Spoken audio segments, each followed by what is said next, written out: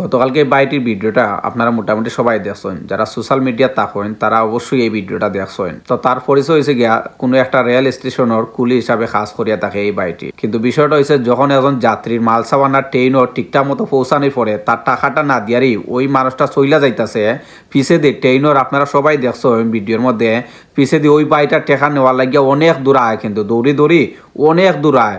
একটা চলন্ত ট্রেনের সাথে সাথে এই বাইটা কিন্তু অনেক দূর আয় তার টাকাটা নেওয়ার লাগারে। কিন্তু যেই যাত্রী টাকাটা নিয়ে গেছে ওই যাত্রী তার টাকাটা কিন্তু দিছে না। তার টাকাটা আসছিল 200 টাকা, আমি যতটুকু দেখলাম তার টাকাটা আসছিল 200 টাকা, এবং যে যাত্রী টাকাটা নিয়ে গেছিল তার কাছে কোনো চেঞ্জ আসছিল না। 500 টাকা নোট আসছিল, কোনো বাংতি আসছিল না। বাংতি না থাকার কারণে এই বাইর 200 টাকা ওই যাত্রী দেয় না।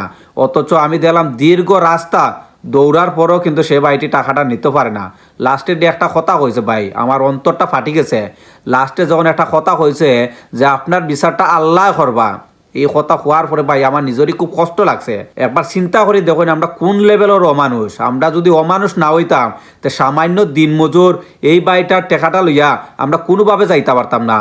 আমরা কতটা অমানুষ একবার চিন্তা করি দেখুন, যে এই অমানুষের বাচ্চায় এই বাইর টাকাটা লইয়া গেছিল, আল্লাহ যাতে কোনোভাবে তারে মাফ করেন না। কারণ একজন দিনমজুরের টাকা লইয়া গেছে ভাই, ও কি 1 টাকা অথবা 100 টাকা উচিত আছিল, যেহেতু আপনার কাছে চেঞ্জ নাই, আপনি 1000 2000 টাকা দিয়ে টিকিট কাটতে পারবা, অথচ 200 টাকার জায়গাতে আপনি 300 টাকা 500 টাকা দিয়া গেলে আপনার এমন কি মহাভারত উল্টে যাইব।